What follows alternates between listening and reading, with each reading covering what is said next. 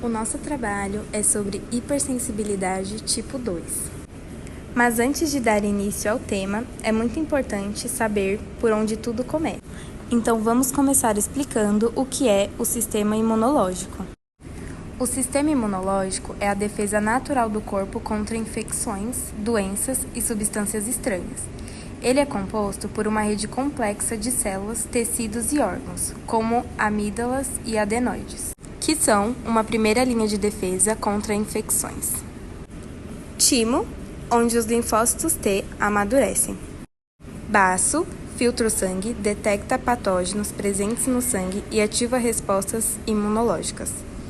Placas de Peyer, presente no intestino delgado, monitora patógenos ingeridos e promove respostas imunológicas locais. Sistema linfático, rede que transporta a linfa. Apêndice e medula óssea, que é o local onde se originam as células-tronco. Em resumo, todos os órgãos trabalham juntos para defender o nosso organismo. Quando ocorre um machucado, a primeira linha de defesa, que é a pele, é quebrada, dando abertura para possíveis bactérias adentrarem no organismo. Desta forma, elas começam a se multiplicar. Assim, o sistema imune é ativado, acionando células de defesa, macrófagos. Para recrutar mais ajuda, essas células indicam o local da invasão através de proteínas mensageiras, acionando novas células. Nisso, células dendríticas vão até o local da inflamação e recebem informação das outras células, coletando também partes das bactérias. Depois de tudo coletado, é repassada essa informação para o linfonodo mais próximo, onde existem milhares de células de defesa, sendo uma delas a célula T auxiliar. Por serem altamente especializadas, apenas algumas delas acabam indo até o local da inflamação, deixando uma célula T de memória dentro do linfonodo. Algumas dessas células vão para o centro do linfonodo, onde elas encontram células B. São células específicas que, quando ativadas, elas começam a se reproduzir, produzindo também anticorpos. Os anticorpos são pequenas proteínas construídas para se ligarem na superfície de um invasor específico, existindo diversos tipos. Quando entram na zona de inflamação, eles agem se ligando às bactérias, mantendo elas imóveis ou até mesmo a matando. Tá, mas o que isso tem a ver com a hipersensibilidade? Já entendemos a importância da imunidade na defesa do hospedeiro, porém algumas vezes a resposta imune normalmente benéfica acaba se tornando a causa do problema. Essas reações imunes prejudiciais são chamadas de hipersensibilidade.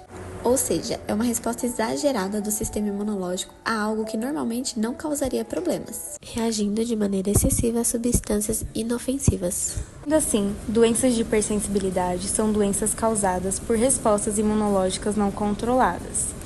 Existem 4 tipos de hipersensibilidade, com base no tipo de resposta imune e o mecanismo efetor responsável pela lesão celular e tecidual. No nosso caso, iremos falar sobre hipersensibilidade do tipo 2. No caso da hipersensibilidade do tipo 2, observamos alta quantidade de anticorpos, principalmente IgM e IgG. Esses anticorpos acabam agindo contra antígenos da superfície celular, atacando tecidos e até mesmo receptores. Ou seja, teremos anticorpos atacando substâncias próprias do nosso corpo, causando doenças frequentemente não sistêmicas. Esses anticorpos produzem as doenças por 3 mecanismos diferentes. Vamos a um exemplo. Pense em uma situação onde um anticorpo se liga a um antígeno da superfície celular, ocasionando a opsonação celular, podendo ser capaz de ativar o sistema complemento. Logo, veremos um fagócitos que possuem receptores dos anticorpos IgG, por exemplo, e receptores para proteínas do complemento. Esse fagócito acaba fagocitando e destruindo a célula, causando a anemia hemolítica. A anemia hemolítica é exatamente ocasionada por estes mecanismos de destruição. Veremos anticorpos específicos para os eritrócitos que levam à opsоnação e à remoção dessas células da circulação, levando a um quadro de hemólise. Também veremos reações inflamatórias. Anticorpos depositados nos tecidos recrutam macrófagos e neutrófilos, que ocasionam em uma inflamação e um dano tecidual. O terceiro mecanismo se baseia nos anticorpos se ligarem aos receptores celulares, como na célula da tireoide. Anticorpos específicos para receptores da superfície se ligam e estimulam a atividade deles, mesmo na ausência do hormônio, levando ao estímulo dessa célula e à consequente eliminação do hormônio, como se observa no quadro de hipertireoidismo.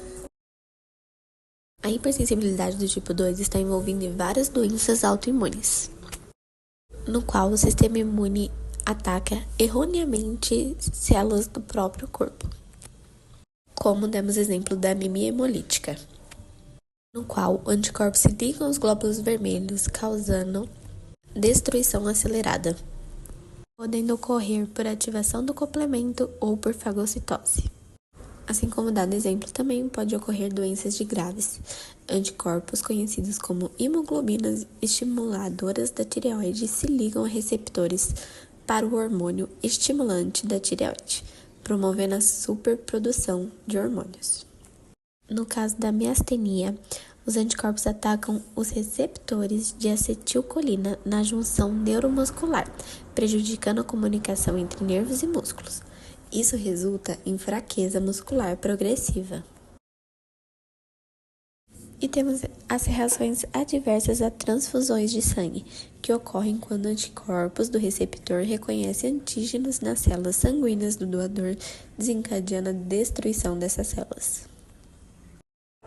Mas afinal, como saber o diagnóstico da hipersensibilidade? Envolve identificar reações imunológicas em que o anticorpo, principalmente IgG e IgM, atacam diferentemente as células do próprio corpo. Médicos utilizam uma combinação de histórico clínico, exames laboratoriais e testes específicos, tais como histórico clínico,